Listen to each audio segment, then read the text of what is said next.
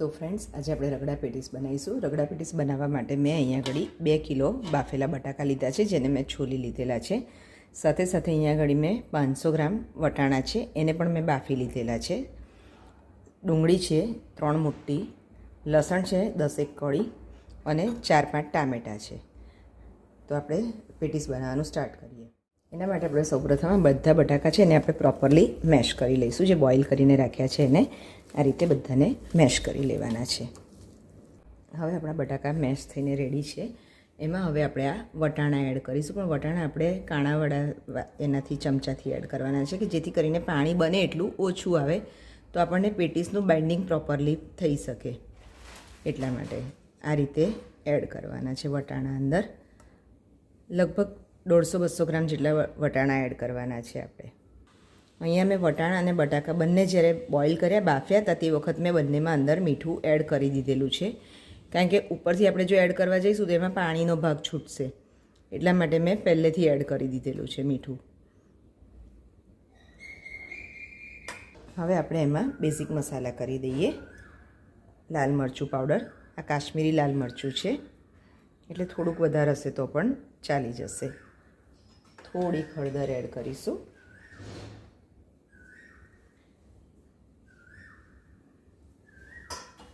અને હવે આ બધાને આપણે પ્રોપરલી મિક્સ કરી લઈએ, અને આ રીતે હલાવીને મિક્સ કરી લઈએ.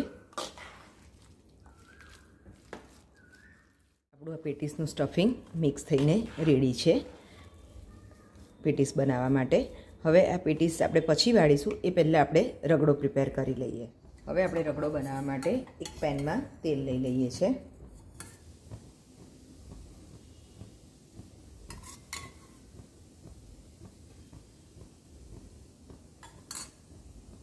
તેલ ગરમ થાય એટલે આપણે એમાં આપણું લસણ એડ કરીશું.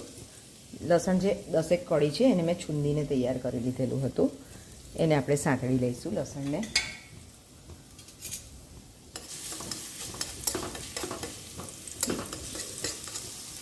લસણ આપણું સતળી જાય એટલે આપણે એમાં આપણી ઝીણી ચોપ કરેલી ડુંગળી એડ કરીશું.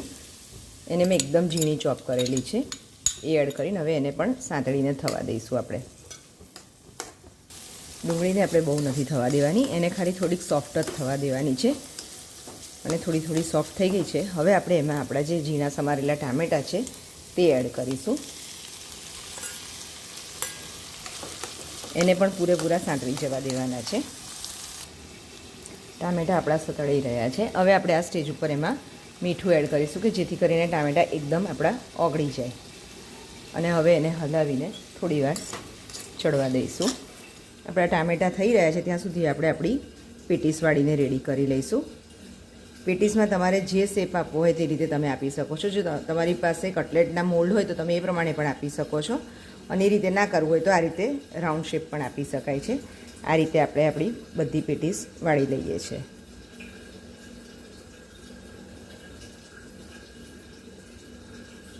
આ રીતે આપણે બધી પેટીસ રેડી કરીએ. હવે આપણે આમાં મસાલા કરી લઈએ. મસાલામાં આપણે અહીંયા આગળ હળદર પાવડર એડ કરવાનો છે. હળદર આપણે વટાણા જે નાખવાના છે એના પ્રમાણે એડ કરવાનું છે. કાશ્મીરી લાલ મરચું છે,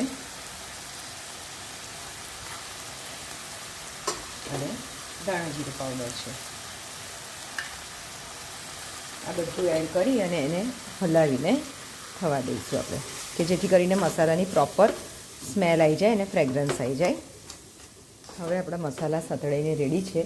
આ સ્ટેજ ઉપર આપણે જે આપણા બોઇલ વટાણા હતા તે એડ કરી લઈશું અંદર. અને હવે એમાં થોડું પાણી એડ કરીશું. હવે આપણે એમાં પાણી એડ કરીશું.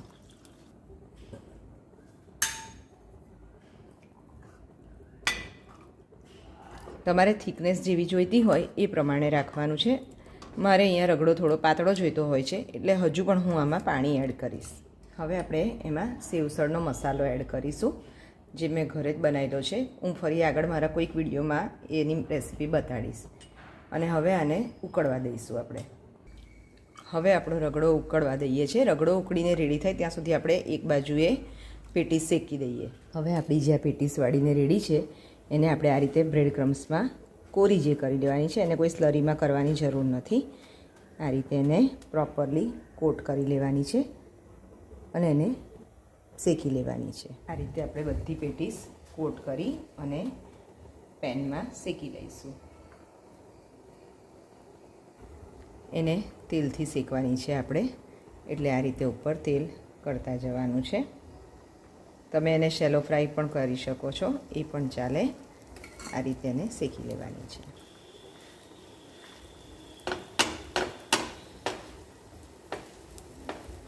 આ રીતે ઉપર તેલ લગાડ્યું છે. પછી એને ટર્ન કરીને બીજી તરફ પણ આપણે તેલ લગાડી લઈશું, થોડી શેકાઈ જાય પછી. તમે જોઈ શકો છો ફ્રેન્ડ્સ કે આ બધી પેટીસ આપણી એક સાઈડેથી શેકાઈ ગઈ છે. હવે આપણે બીજી સાઈડે પણ એને તેલ લગાડી અને શેકી લઈશું.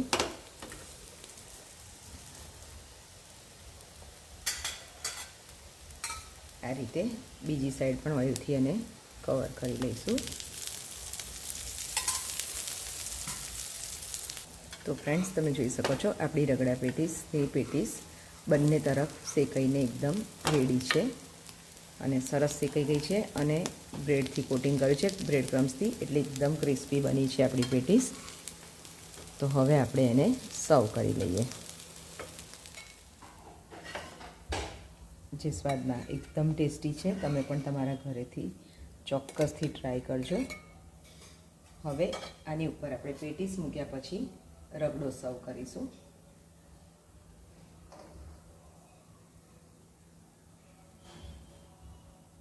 એનું પ્લેટિંગ આપણે અત્યારે કરી રહ્યા છીએ. આ રીતે રગડો એ કરી દઈશું ઉપર પર. ત્યારબાદ તેમાં આપણે ખજૂર આમલીની ચટણી એ કરવાની છે. ખજૂર આમલીની ચટણી સાથે બહુ જ ટેસ્ટમાં સરસ લાગે છે.